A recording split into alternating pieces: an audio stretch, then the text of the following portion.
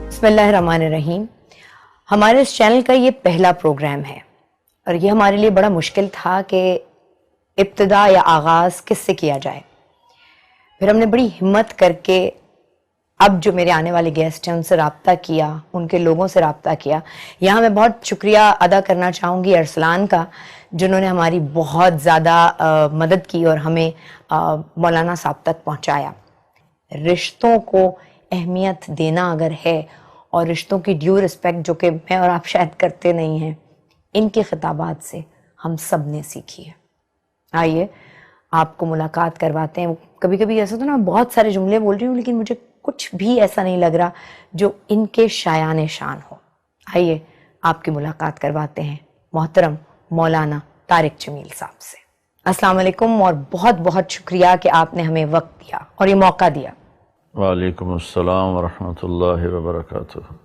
मौलाना साहब, जब कोई इस मुकाम पे पहुंच जाता है जहां आप हैं, मेरा नहीं ख्याल कि हमारी तारीख कहीं बताती है कि किसी का ऐसा मुकाम रहा है, जितने चाहने वाले, जितने फैंस आपके हैं, वहां पहुंच के हम जैसे लोग जो आपको चाहते हैं और आप जैसा तो हम बन नहीं सकते लेकिन आपको फॉलो करते हैं, तो वहां पहुंच के हम आपको ये समझने लगते हैं कि आपसे तो कभी कोई गलती हो नहीं सकती। आप खुद इस पे क्या कहते हैं?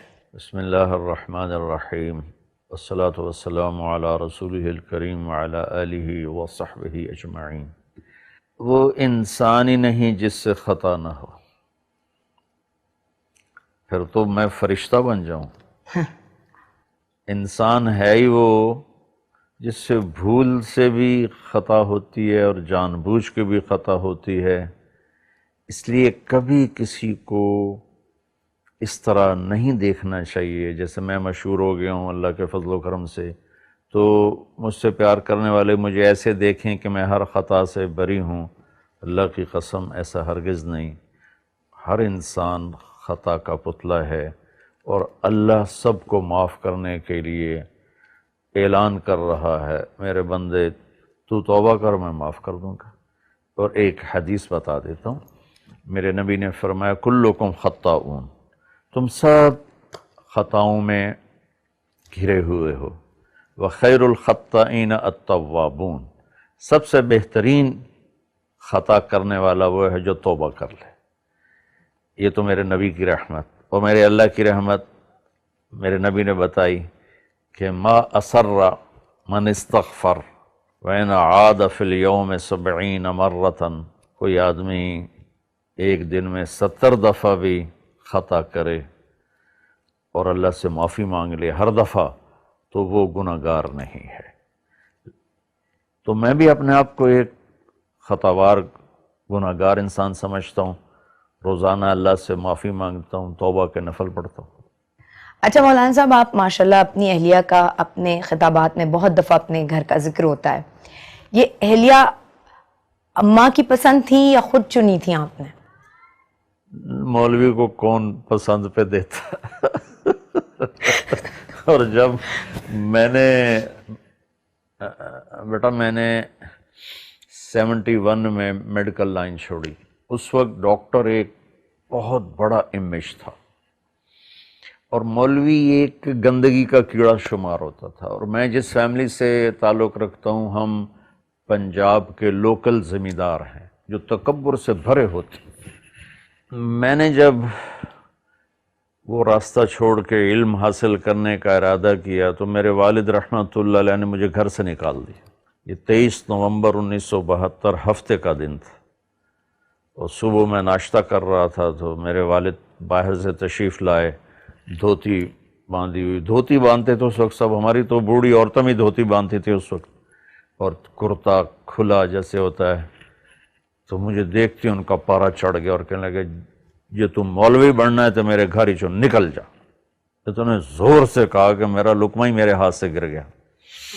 तो मैं बिस्तर उठा के निकल गया। फिर मैं रायमंड चला गया, वहाँ अल्लाह ने मुझे दाखिला दे दिया। तो जब मैं फ़ारिग हुआ तो मेरी फैमिली, आमतौर पर हम फैमिली को तरजीह देते हैं, मुझे कोई रिश्ता देने के लिए तैयार नहीं था। तो कहते मौलवी ने रिश्ता दे देवी है।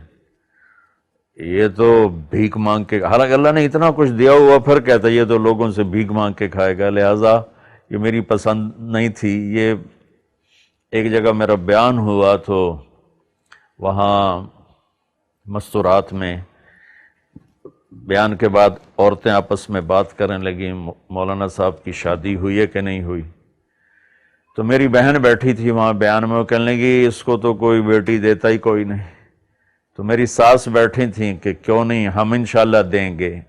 اس طرح سے بات چلی اور میرا رشتہ ہوا۔ اور سب آپ کنٹروورشل باتوں سے یا ایسی باتوں سے جو کسی خاص اسکالر نے کسی خاص طبقے کے لیے کہی ہو، اس سے دور رہنا چاہتے ہیں؟ کیونکہ ہم اگر آپ کو جب بھی سنتے ہیں ہم یگانگت دیکھتے ہیں، ہم بھائی چارہ دیکھتے ہیں۔ سب سے بڑی بات یہ ہے کہ آپ کے پیغام، آپ کے خطابات سن کے یہ سمجھ میں آتا ہے کہ اللہ ہم سے اتنا قریب اور اتنا ڈھیر سارا پیار ہے، ہمیں آپ ڈراتے نہیں ہیں اللہ سے۔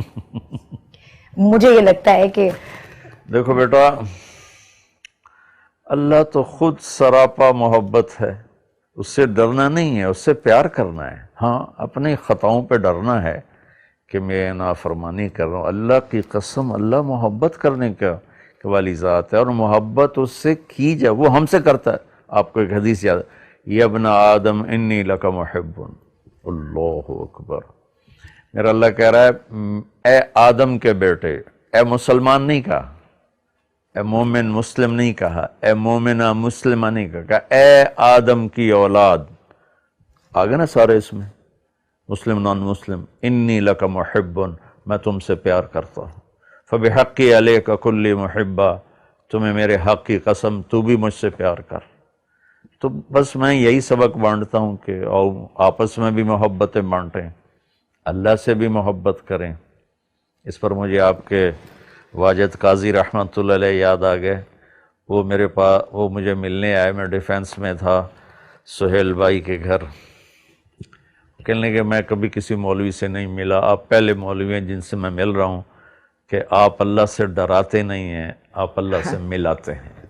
جی تو اللہ خود یہ چاہتا ہے۔ اچھا مولانا صاحب، آپ جس سفر پہ ہیں یا کسی بھی آدمی کی زندگی میں کوئی بہت خاص ڈیڈیکیشن ہو تو اس کی باقی دوسری چیزیں بڑی سفر کرنے لگتی ہیں۔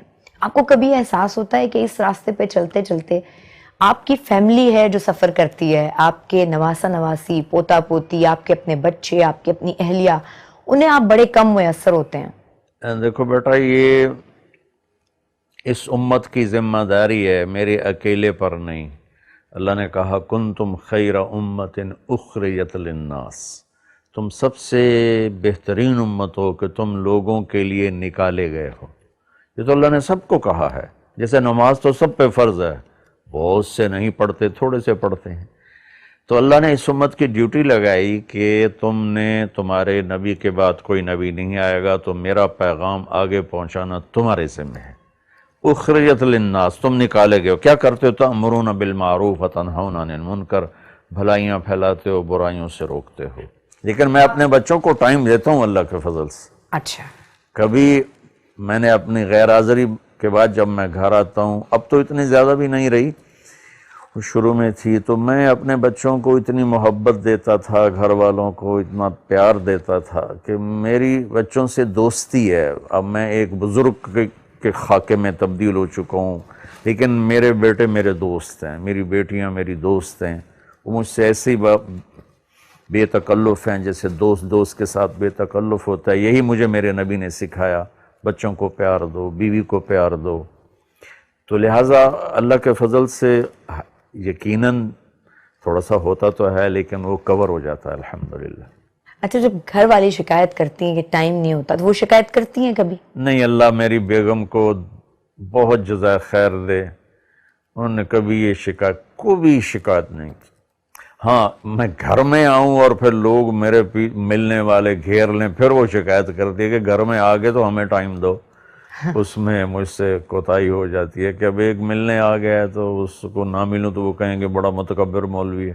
اچھا، اب جو میں سوال کرنے جا رہی ہوں وہ ہماری خواتین کو بہت پسند آئے گا، کیونکہ وہ چاہتی تھیں، انہوں نے کہا تھا مجھے بہت ساری خواتین نے کہ مولانا صاحب سے یہ سوال بھائی ضرور پوچھنا کہ جب مذہب دوسری شادی کی اجازت دیتا ہے تو خود انہوں نے کبھی ایسا نہیں کیا۔ اللہ تعالیٰ نے دوسری شادی کی اجازت دی ہے ایک شرط کے ساتھ، فَإِن لَمْ تَعْدِلُوا، کہ عدل کرو، عدل نہیں کر سکتے تو پھر فواحدہ، پھر ایک ہی ہے۔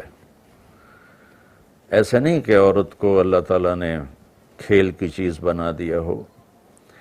جس آدمی نے 2 شادیاں کیں یا 3 کیں یا 4 کیں اور اس نے بیویوں میں عدل نہ کیا، وہ رات میں تہجد پڑھتا رہے، دن میں روزے رکھتا رہے، تو قیامت کے دن فالج کے ساتھ اٹھے گا، اس کی ایک سائیڈ پوری اس پر فالج ہوگا۔